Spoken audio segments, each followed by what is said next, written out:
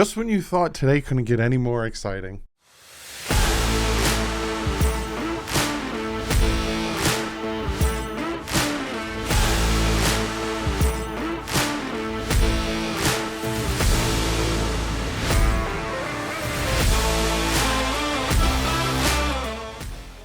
What is up, Finn fans? Yes, 2 videos today. Obviously, we had the breaking news that the Miami Dolphins just made this team more better.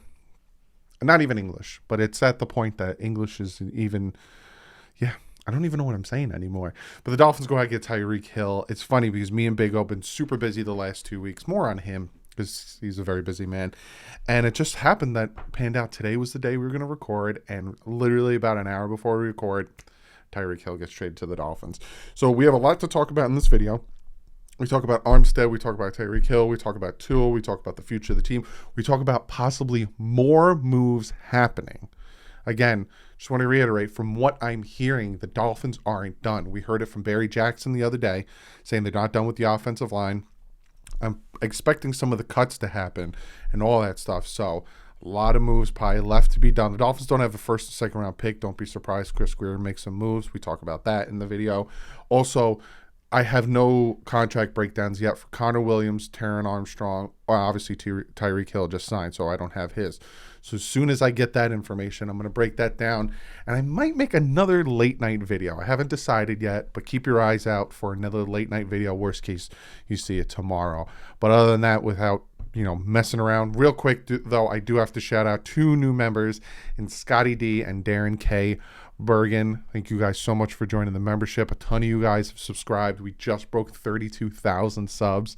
So crazy day, crazy free agency now.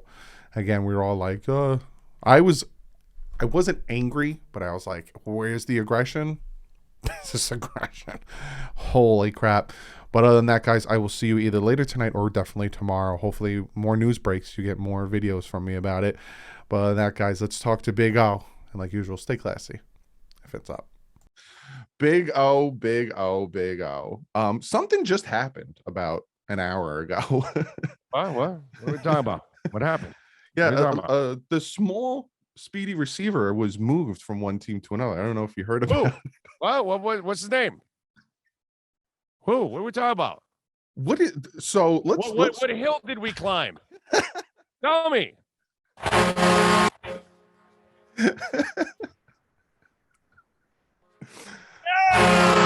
Oh my God. Take a popcorn for this. Come on. I think a bunch of people need to apologize to Chris Greer getting on him about his aggression, and I'm one of them. I'm gonna own up to it. At first, I was like, "Where's this aggression?" I like the moves they made, but I was like, "Where's the aggression?" He was always aggressive. It was just draft. So now, see, you got to understand where we're at right now.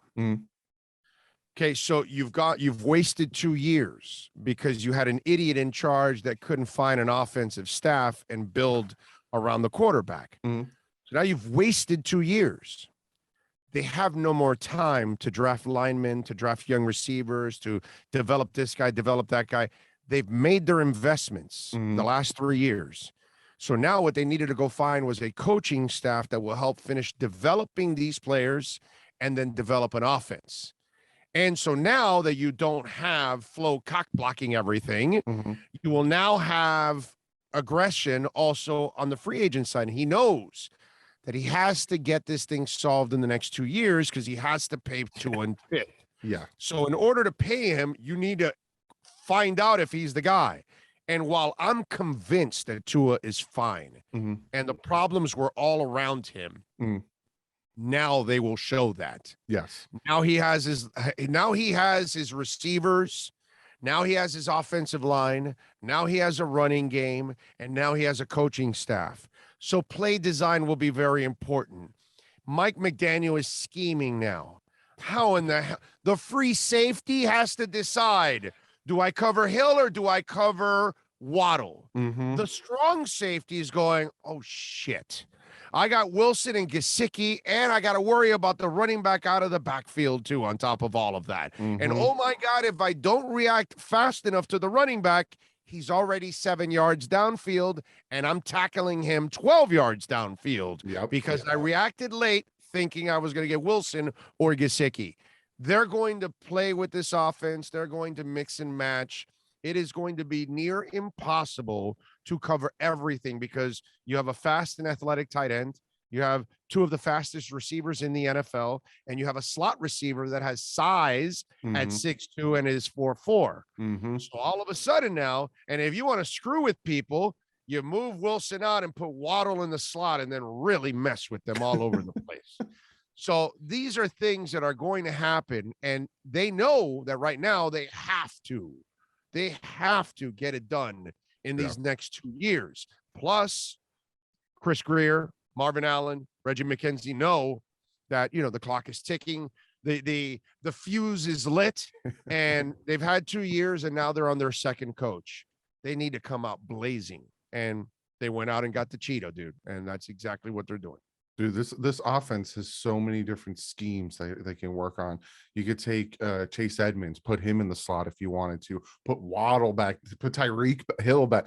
So many different amalgamations with this offense. And now I'm seeing and understanding why they kept the defense together, because at first, they brought back Aguavin, Landon Roberts. They brought back literally all the linebackers, and I was scratching my head. I'm like, the linebacker core wasn't that great last year. I was like, why are they trying to keep that part together?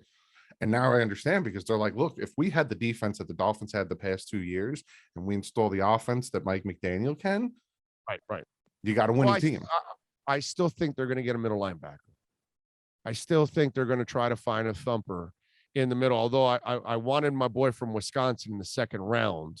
I don't think he'll be there, but I will leave this out to you, and I've mentioned this many, many times over. They might come back to reacquire some of those picks by trading X. Okay, so that might be.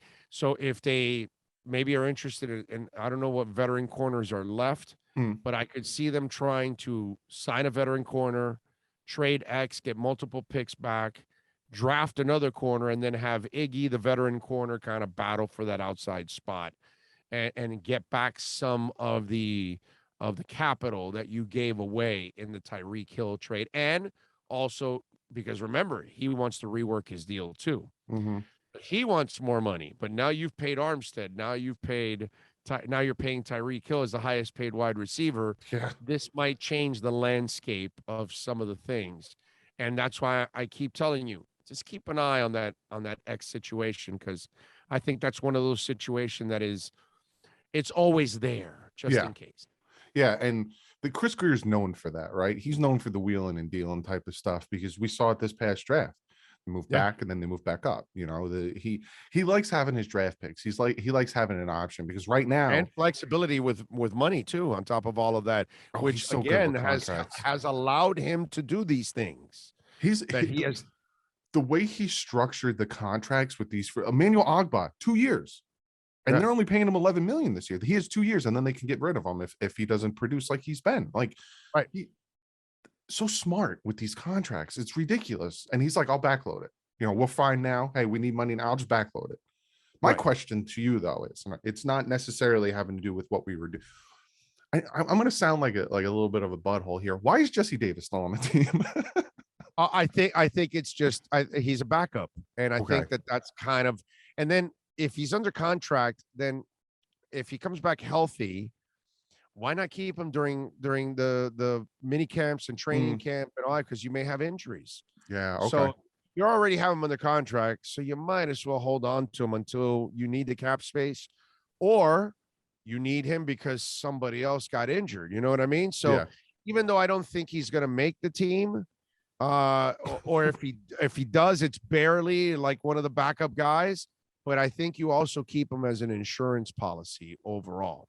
Yeah, and that makes sense, because his contract, there's no timetable on his contract. It's not like, if he's on the team, guarantees. I don't think he has any guarantees on that deal next year. No, Eric Rowe, Alan Hearns. They're all like, if they cut around 7 players, they can get another like 18 million in cap space. So, and there's no, like you said, there's no like, it has to be by this date or it's fully guaranteed.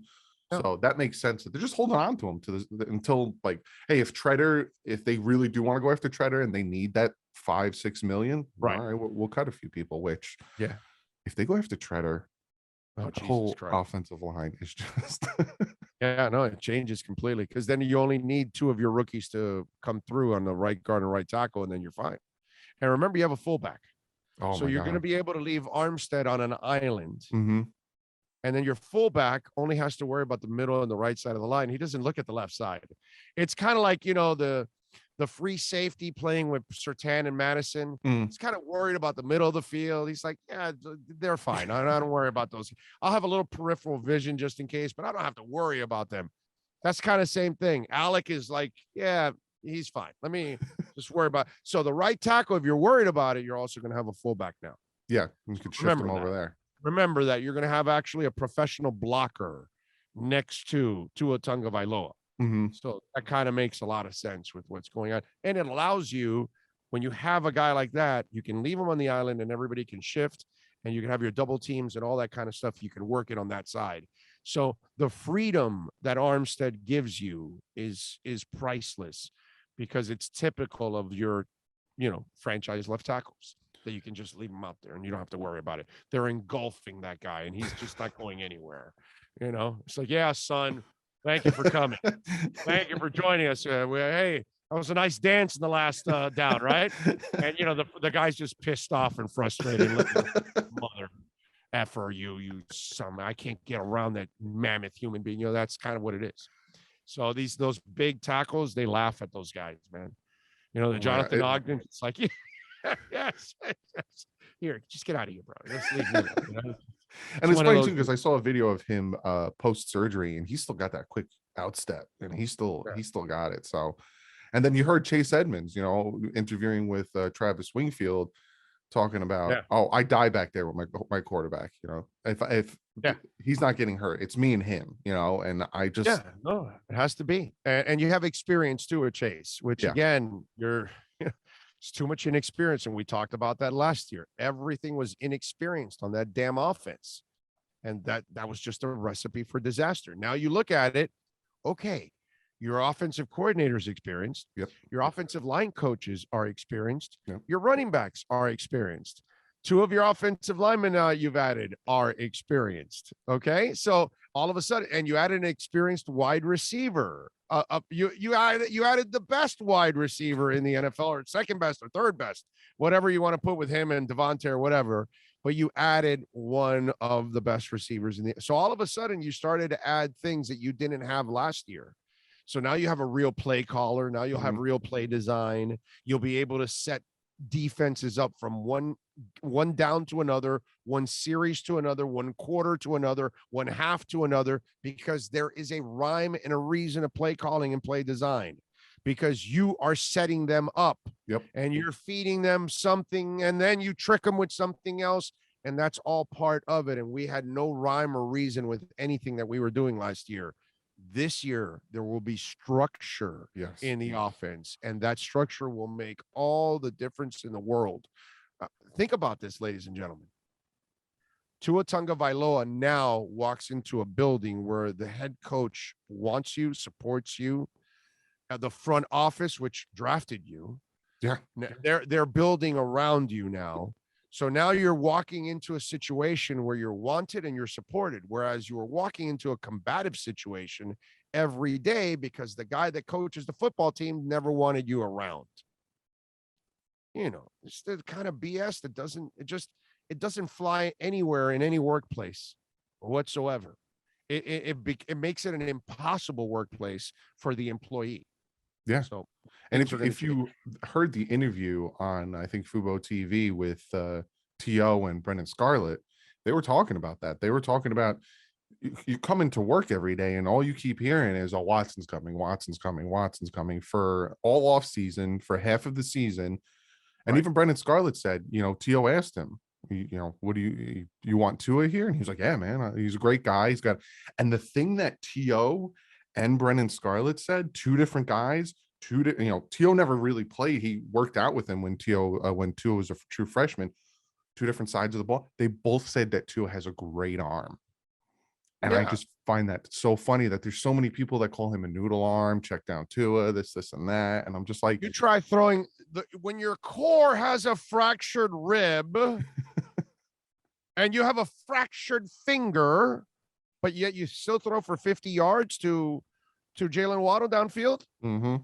And he just threw one. If you watch Perform, his trainer on Twitter, which is PER, instead of an F, it's a 4, and Perform on Twitter, and he just threw a 71-yarder to this kid that's practicing with him with who was it? Bowden, yes, Jr.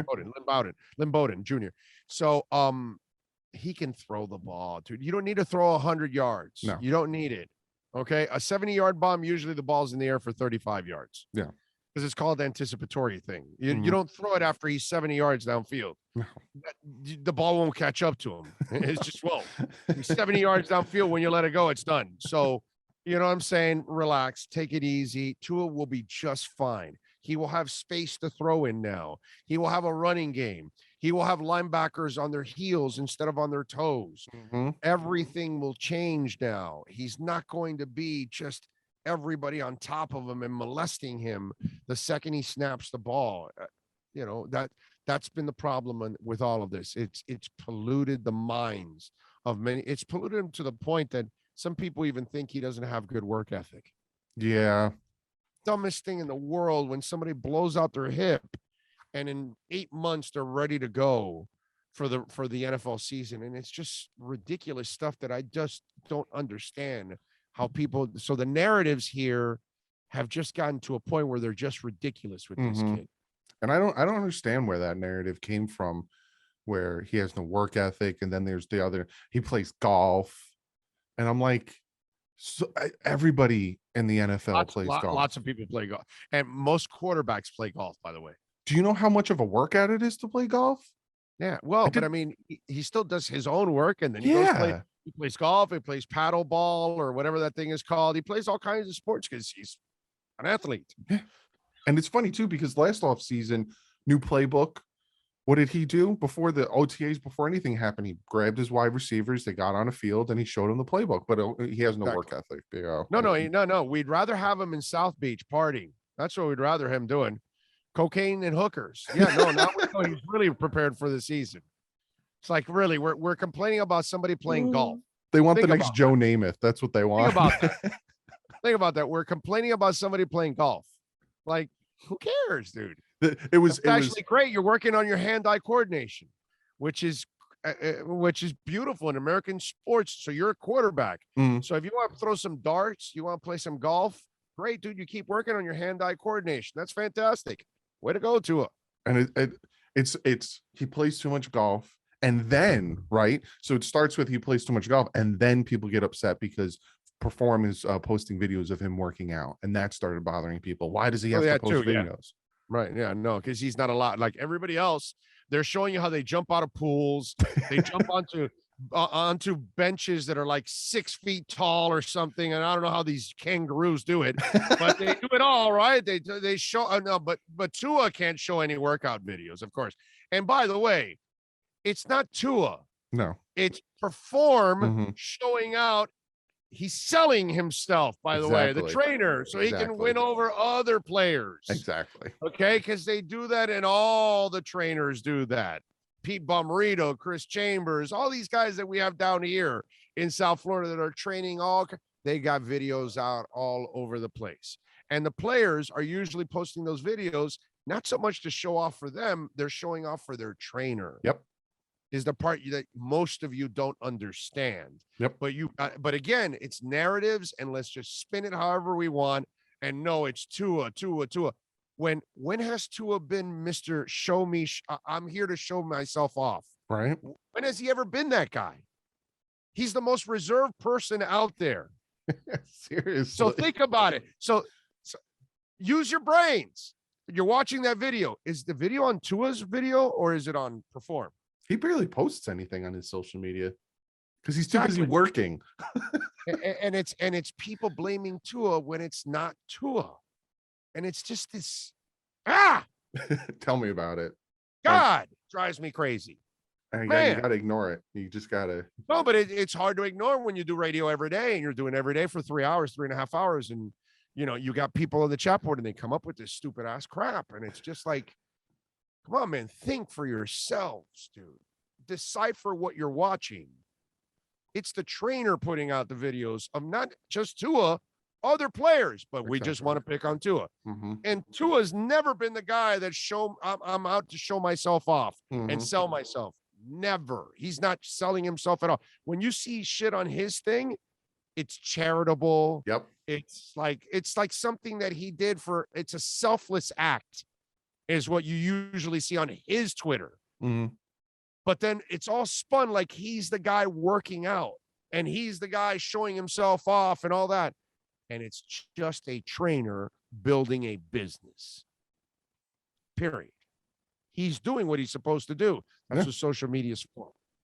And I find it so funny that people get so bent out of shape by that. Why do you got to? Because, Joe Burrow came out, he made that comment, need to post your workouts, even though he did it for his trainer in the gym that he was in.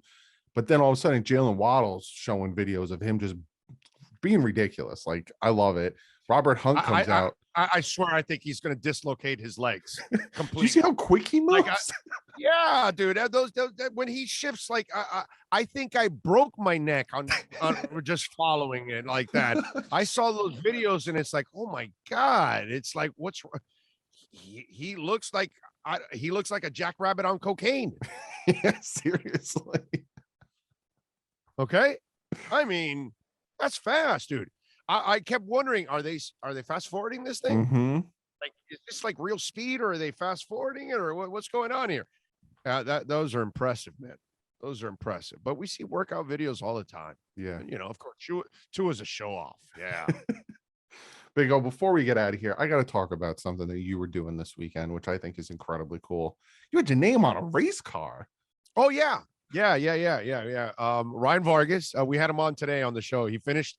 By the way, it was his highest finish of the season so far. It's your name. It was your name. Gave him that energy. I told him, I said, listen, don't let the NASCAR people in, because if they get too close to that sticker, they'll notice that there's a little turbo in there. So I kind of got a little bit there. So I told, really he should put 2 stickers on each side. So really get that turbo, push. yeah, twin turbo. But Ryan Vargas, who races in the Xfinity Series, this Saturday he'll be in Austin. But last week he was in Atlanta, and so he put our show logo on the back quarter panel, and it was a thrill. It was cool. It was cool to see our logo on the quarter panel. That was awesome. So it was fun, and Ryan was really, really cool about it, and I was happy for him because he had a really good finish overall, finishing 12th. Did you see who won the race? Ty Gibbs won. Oh wow, Joe Gibbs' grandson. That's so cool. And I swear to you, dude, any of you out there, go pull up the picture of Ty Gibbs, then go pull up the picture of Joe Gibbs. I'll pop them up somewhere. Oh, my God. It's like, wow, spitting image, man. You look at it and you go, wow, damn, are you sure that's not his son? Not his son's son? It's like, wow, it's just that impressive. But yeah, Ty Gibbs. So there you go. That's pretty cool. Former NFL. By the way, the coach that has, I know this is blasphemous to say, because we say that maybe the greatest coaching accomplishment ever is a perfect season. I disagree with that. Joe Gibbs had the greatest accomplishment of any NFL coach ever.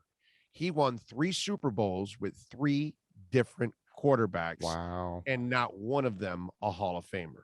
Wow. Okay. That tells you how special his coaching was, his system was. Okay. Wow. Just a little education for the 2 haters out there. That it's not just about the quarterback; it's about the supporting staff too. People wonder why I just let you talk so much. You have so much knowledge in that giant head of yours. And it is a giant head. You are Big O, what do you got going on this week, man? You got anything going on? No, I mean, regular. We'll be on the show Thursday and Friday. We'll be out at Hialeah Park on Thursday and at Acura Pembroke Pines on Friday. And we'll be off this weekend. No shows this weekend. We did a couple of Saturday shows a couple of weeks in a row. But no, just check us out on YouTube, Big O Radio Show on all platforms. Just search Big O Radio Show, right? The link is below. Yep. And you can follow us on Twitter at Big O Show, and we appreciate it as always. And Doug, as always, you're awesome, my friend. And I'm glad that we kept getting delayed and had all kinds of conflicts, because it ended up working out perfectly. Just perfect. Damn. Although I want to strangle Joe Shad from the Palm Beach Post, because I bring him on a couple days ago, and we have, by the way, 5 Dolphin insiders on our show, plus Ian Rappaport. Okay, so we have 5 Dolphin insiders exclusively every week on our show, twice a week. So it's 10 segments with them and Ian Rappaport once a week. But I told Joe Shad after they signed Armstead, I said, you got to give him an A for free agency, right? This is a really good, because I was giving him like a C+. Because I thought they filled a lot of needs. I like what they were doing, but I needed that extra Yeah. When they got me Teron Armstead, I'm like, okay, I'm fine. Because remember, we talked about I wanted 2 linemen. And then now they add Tyreek Hill. And, I brought on Joe Shad again today because he's on Mondays and Wednesdays. And I said, okay, so now you're getting an A, right, with Tyreek? Well, I don't know. They might give up too much. That's not. And so then, I delve a little deeper into it. The man hired a landscaper. He tells me, hey, that landscaper should be one of our sponsors. He did a great job. And I go, really? Oh, that's awesome. And he goes, yeah. I give him 4 out of 5 stars. And I go, Joe, what the hell's wrong with you, dude? The guy came back and asked him, hey, what can we do? Why didn't you give us 5 stars? Where did we fail? And he's like, oh, no, I just don't give anybody 5 stars. You did a great job. I'm like, Joe, the guy makes a living from this. That 1 star could cost him several customers. If he did a great job, give him the freaking 5 stars. Oh, my God. So these are our writers that we have covering the Dolphins. It's like, Jesus Christ, how are you not going to give him an A after Tyreek Hill? I don't even accept the non-A after Teron. Right. But after Tyreek Hill, he gets an A this year and next year, and it hasn't even started next year pre-agency. Oh, my Lord. And they kept their 2 first-round picks for next year. They gave up, folks, they wanted 2 first-rounders. They gave up a late first and a late second. Yep. Okay. The 4th this year, the 4th next year, and the 6th, I don't care. That's throwing darts, whatever. It is what it is. But that's not bad. That's actually a pretty good deal that they kept their 2 first-rounders for next year. So that was a really nice one. And by the way, I think it was Schefter that reported, like around 11:30 a.m. or so. Well, Tyreek Hill has 2 deals on the table. It's now up to him where he wants to play in Miami or in New York, and he's torn. Half hour later, he picks Miami. Who the hell's torn? But no one wants to play. You're not torn, bro. The torn is like you take 4, 5, 6 days. Oh, I'm walking, I'm pacing, I'm making holes in the ground. I can't decide. What do you think, honey? What do you think, Dad? What do you think, brother? What do you think? You're asking everybody. You stop at the drive-thru. Hey, what do you think, Miami or the Jets? First of all, why would you pick the Jets? Right. I mean, give me a break. Come on. No offense to you folks that live in New York, but the Jets, they smell like New Jersey. Come on. Enough already. Doesn't smell that no bad. State tax. That kid, their quarterback, has never accomplished anything. Our guy won a national title. He just had no support here in the NFL. Now support comes. Our guy's going to kick some ass. You got to take Miami. Torn. Get out of here. Torn. Oh, man. Big O, it's going to be a blast next week. Wait a minute. Can you find Superman for me? I need him. I need Superman right now. Why? Because Superman can fly around the earth and speed the damn thing up to September. Because now I got to wait till September now. What the hell is this? You give me Teron Armstead and Tyreek Hill, and now I got to wait till September. There he is. Save us, Superman. Save us. By the way, we're going to be in Vegas doing our draft show, and we won't be talking about a draft pick till the 100th pick of the draft. Like on Thursday night, we're going to be doing a draft. I swear to you, I think we're just going to make it a drinking contest. Yeah, trades. Every trade, Might take as a well. shot. You know what I mean? I'll just Uber from there to my Airbnb. and that's it, you know, because I'm in Vegas for like a week and a half or Oh my something. God. Yeah, I know. Don't get lost. I don't have I to. know. I'm probably divorced by the end of. It's going to be of the that run. hangover. I'm going to be going to Vegas Broke, to find you. divorced, jailed. I don't know. I probably won't come back or something. I don't know. I probably will owe the casinos more than half the basketball players in the NBA that own a ton of money over there in the handles or something. Yeah, so it'll be fun. But please have Superman speed up these months here. Right. You know. Although I do have a Panthers championship that I have to celebrate. There you go. But, you know, it is what it is. All right, bud. Yeah, next week I will see you Wednesday, and we will talk more. There's probably more stuff going to happen, so you never know. It's Chris Greer, bro. Right? He doesn't stand pat unless you have, of course, Flo around ruining everything for you. See, none of this would have happened with Flo. I just want you all to know this. So all the fun you're having is because Flo's not here. Flo would not have allowed any of this to happen at all. Okay. He got rid of Eric Flowers. Right. Why would he want Teron Armstead? No, Austin Jackson will be fine. Whoever we have at left guard will be fine. And it doesn't matter. We'll play anybody else. You don't need Eric Flowers. No, of course not. We just want to sabotage Tua. That's all. So the saboteur is gone. Yep. And look what they're doing. We're free. All right, bud. Well, I'll see you soon. Fins up.